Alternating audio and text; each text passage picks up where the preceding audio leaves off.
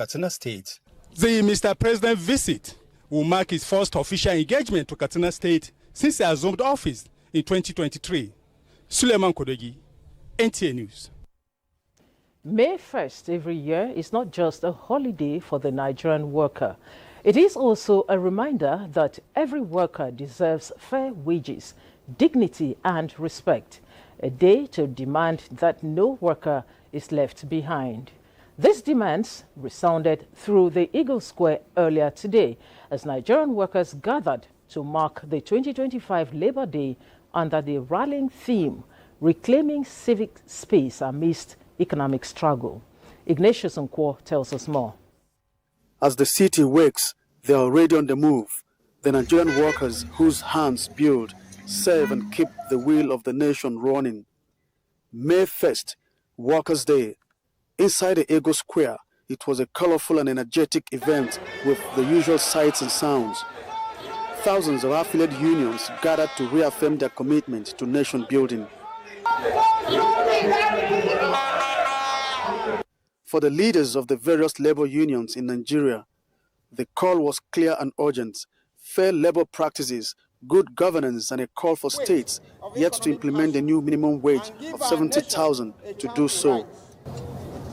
These days, 10, reclaiming the civic space in the midst of economic hardship calls us to defend democracy, resist repression, and rebuild Nigeria on justice. Expand retirement benefit and unjust pension to inflation. Protect union rights and halt indiscriminate union registration. The Ministry of Labour and Employment and the National Assembly noted their resolve to build bridges and transform the Nigerian workspace. The Federal Ministry of Labour and Employment has made significant strides in advancing labour policies, employment opportunities, and worker protection. These are evident in the launch of the Labour Employment and Empowerment Program, LEAP. We are demanding greater accountability in the management of worker welfare funds. These are not promises. These are legislative priorities. Payment of the minimum wage and its arrears, but it might interest you to note that the release of the sum of over 4.1 billion to the area council chairman for the implementation.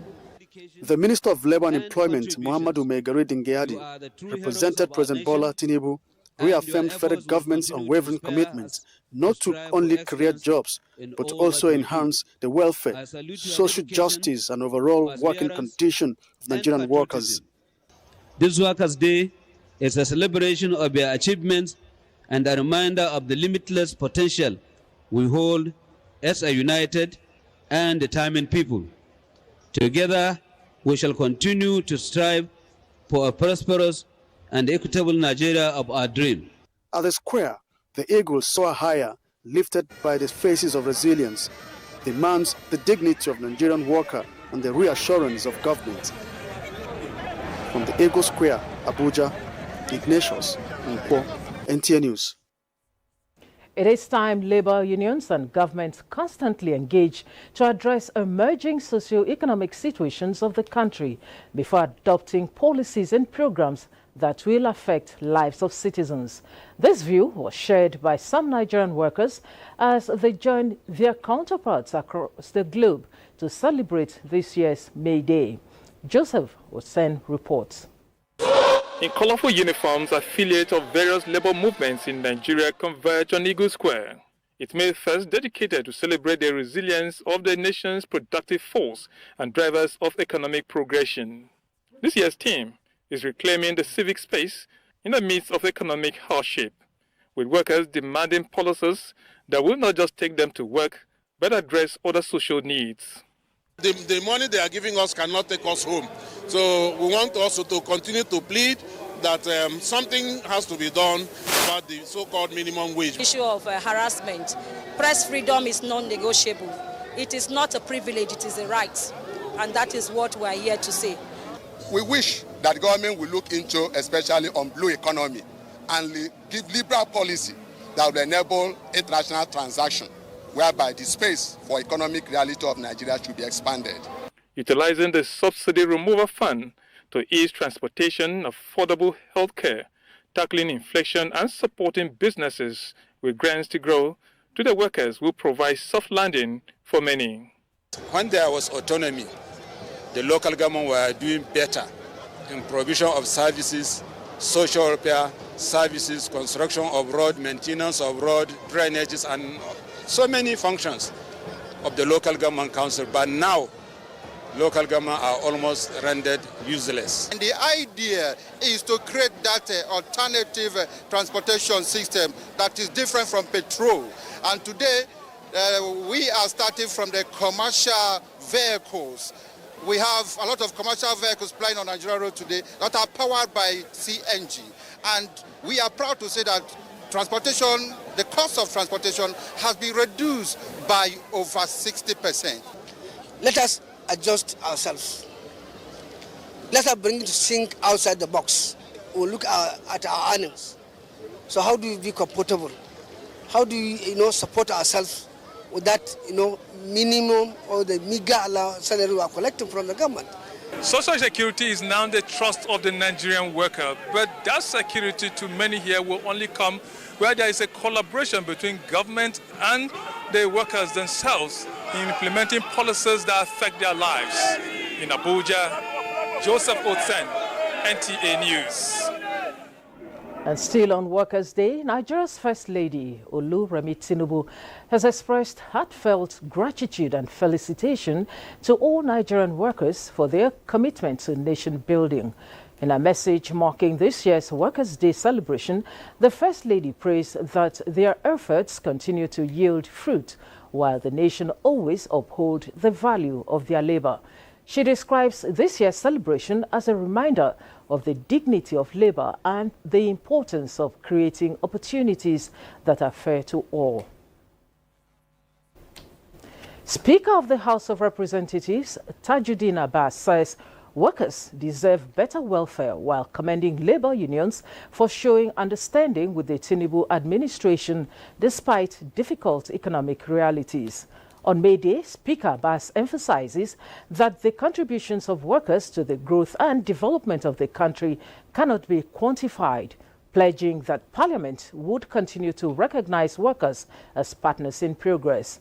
The Speaker advocates more productivity from workers, noting that only citizens can sustain their fatherland. Now, ahead of the Civil Service of the Federation, DD Esther Wilson-Jack extends her heartfelt gratitude to all Nigerian workers, especially the dedicated civil servants whose resilience, hard work, and patriotism sustains the nation. Their commitment, which remains the bedrock of the nation's progress. In a statement signed by the head of the Civil Service of the Federation, it says the day reminds Nigerians that we can overcome any obstacle through unity, innovation, and excellence, and build a stronger, more prosperous Nigeria. She salutes their invaluable service and calls on them to remain resolute in upholding the highest standards of efficiency, productivity, integrity, and commitment to the Nigerian people, and wishes that their efforts be highly rewarded and richly rewarded, and may the nation flourish through their dedication. The People's Redemption Party, PRP, has urged the federal government not to relent by prioritizing policies to promote decent work, protect labor rights, and create an enabling environment for workers to thrive. A statement by PRP's National Publicity Secretary, Comrade Mohammed Ishaq, says the party celebrates with Nigerian workers. It recalled the then PRP governments of Kano and Kaduna states that first declared May Day as a holiday back in 1980, before the federal and other state governments followed suit in 1981. May Day was officially adopted as a national holiday. Thousands of people worldwide celebrated the 2025 May Day, also known as International Workers' Day or Labor Day, with rallies, marches, and protests. highlighting workers' rights and social justice causes. Comfort Fashion gives us highlights on how some countries celebrated the day. From the Arctic to Antarctica, all around the world, every year on the 1st of May, workers come together to commemorate May Day. And this celebration not only honors the contributions of workers, but also serves as a platform to advocate measures that improve their lives and working conditions. From the United Kingdom, English Morris dancers celebrate May Day at 5:30 a.m. on the Ashdown Forest. For them, they believe being able to see the sunrise symbolizes good fortune, and that is why some celebrations start so early in the day. The Morris is generally associated with bringing good luck and fertility to the land and those who watched its performance. Meanwhile, from Iraq to Bangladesh, Indonesia and France, South Korea to Greece, all demonstrated to honor the struggles and achievements of workers and the labor movement while addressing contemporary issues such as wage increases, gender equality, healthcare, and opposition to policies seen as harmful to workers, including U.S. President Donald Trump's tariff agenda and immigration policies. In Indonesia, President Prabowo Subianto pledged to work hard to eliminate poverty as thousands of workers cheered him. Overall, May Day 2025 was marked by a global spirit of unity among workers, combining celebration with demands for better labor rights and social justice. Comfort Fashion, NTA News. You're watching the news on NTA International. We'll take a break now. We'll be back with more news. Thanks for staying with us. Workers in Edo State are now to enjoy a wage increase from the initial 70,000 naira to 75,000 naira as new minimum wage. Governor Monday Okpebolo gave the announcement while addressing Edo workers at the Samuel Ogbemudia Stadium on the occasion of the 2025 Workers' Day celebration. Good luck, NINA reports. Workers in Edo converge on Samuel Ogbemudia Stadium to observe the day, and just like every year, adorned in outfit that symbolizes their respective labor unions. With the theme of this year's event, reclaiming the civic space in the midst of economic challenges, the governor salutes workers' resilience and contributions to the nation's economy and announced a new minimum wage for workers, in addition to other packages assuring government commitment to workers' welfare. My administration has remained fully committed to the welfare of our workers. Our administration has approved a new minimum wages of 75,000 naira monthly. Acting Chairman NSC Edo State Bernard Joman and his TUC counterpart Peter Semota commended the state government for purposeful governance and, like Oliver Twist, made some demands. When these CNG buses are provided to take workers, the transportation burden on the workers would have been reduced. As we celebrate Workers' Day, we resolutely renew and unequivocally declare that the current reality of economic hardship will not succeed in silencing our voice. The message of the Federal Minister of Labour and Productivity was presented by the director in the ministry, Onayabo Simon. The theme of this year's celebration invites us to examine the intersection between civic freedom and economic resilience. The governor took the salute as the various labor unions and their affiliates engaged in march past as part of the celebration. In Benin, good luck in NTA News. Now moving on to other reports. The Minister of State for Defense, Bello Mohammed, is advocating increased support from the United States in intelligence sharing, counter-terrorism efforts, and the enhancement of the military capabilities to address Nigeria's evolving security challenges. The minister made this appeal during a meeting with Major General Gary Hammond, the Director for Strategy Engagement and Programs of the United States Africa Command, AFRICOM, who is on an inaugural official visit to Nigeria. During the high-level discussions, the minister underscored the significance of strengthening bilateral defense relations and urged the United States to expand its assistance in critical areas, including intelligence cooperation, technical training, logistics, and equipment support. Both parties acknowledged the shared interest and agreed on the necessity for deeper collaboration in addressing the security challenges facing the region. Now, the United States has signed a deal with Kyiv to share profits from the future sale of Ukraine's mineral and energy reserves after months of tense negotiations. The two countries signed the accord in Washington after months of sometimes tense negotiations. Comfort Fashion tells us more. I am glad to announce the signing of today's historic economic partnership agreement between the United States and Ukraine, establishing the United States-Ukraine Reconstruction Investment Fund. This partnership allows the United What seemed a tough decision to take initially by Ukrainian President Volodymyr Zelensky and Ukrainians, as they were skeptical it could be another act of imperialism in disguise. But it was far from it. The minerals deal actually represents a strategic economic win for both nations, with Ukraine gaining a major boost for reconstruction without sacrificing sovereignty or incurring new debts, while the United States secures access to critical minerals via